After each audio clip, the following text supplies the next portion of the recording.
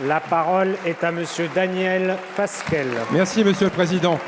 Je voudrais, avant toute chose, dire à Monsieur Darmanin que son arrogance à l'égard de notre collègue Isabelle Valentin n'est pas acceptable. Elle ne remplace personne. Elle a été élue au suffrage universel sans jamais, elle, trahir ni ses idées. Monsieur le Premier ministre, le Président de la République nous a expliqué lors de son entretien télévisé qu'il fallait utiliser des mots directs pour se faire comprendre. Alors je vais à mon tour utiliser un mot direct. Ce mot, c'est népotisme. Le népotisme consiste à accorder des droits particuliers aux membres de la famille du souverain au seul motif qu'ils sont membres de sa famille. Une pratique courante dans la France de l'Ancien Régime et à laquelle la Révolution française a heureusement mis fin. Du moins le pensait-on jusqu'à une période récente. En effet, comment qualifier autrement que de népotisme les agissements de la belle-fille du président de la République dans mon département du Pas-de-Calais? Battue aux dernières élections législatives, et bien que n'ayant aucun mandat local, elle a été reçue vendredi dernier en tête-à-tête par le préfet du Pas-de-Calais pour, je cite, évoquer les dossiers du territoire.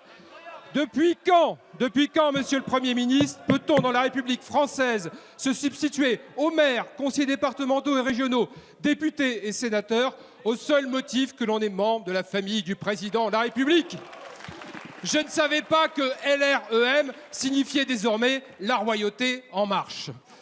Monsieur le Premier ministre, j'ai voté la loi de moralisation de la vie publique et la fin des emplois familiaux, ayant cru dans votre promesse de changer les pratiques.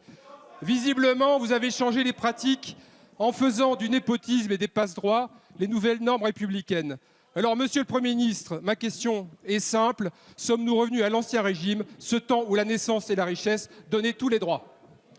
Merci, Monsieur le député. La parole est à Monsieur le Premier ministre. Monsieur le Président, Mesdames et Messieurs les députés, Monsieur le député, cher Daniel Fasquelle,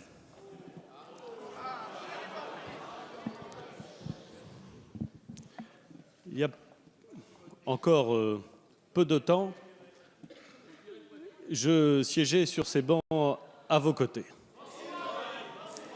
Et je le faisais avec plaisir. Monsieur le député. Je me souviens qu'à l'époque, vous comme moi, comme d'ailleurs beaucoup de nos collègues, trouvaient inconvenant les attaques formulées sur des bancs variés de cette Assemblée et dirigées contre le président de la République de l'époque ou son prédécesseur. Je trouvais que, et je pense que vous le trouviez avec moi, que rien dans le fait qu'il ait pu être candidat à une élection ne justifiait qu'on s'attaque de la façon dont il arrivait qu'on le fasse contre lui. Je constate, Monsieur le député, qu'aujourd'hui, c'est vous le candidat et que c'est vous qui vous livrez à des attaques qui sont absolument déplorables. Absolument déplorables.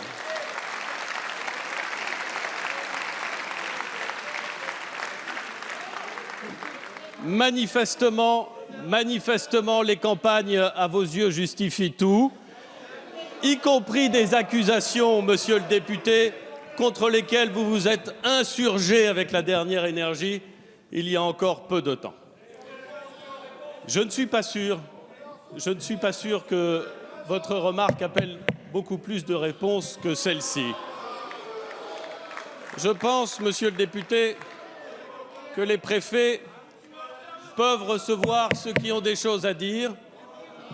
Je crois comprendre d'ailleurs que vous-même, et c'est bien naturel, avez été reçu récemment. Et c'est normal. Et c'est parfaitement normal. Mais j'ai tendance à penser qu'utiliser la carte des grands mots pour faire parler de soi pendant une élection n'est pas à la hauteur du sujet. Et je crois que vous aussi, vous le pensez.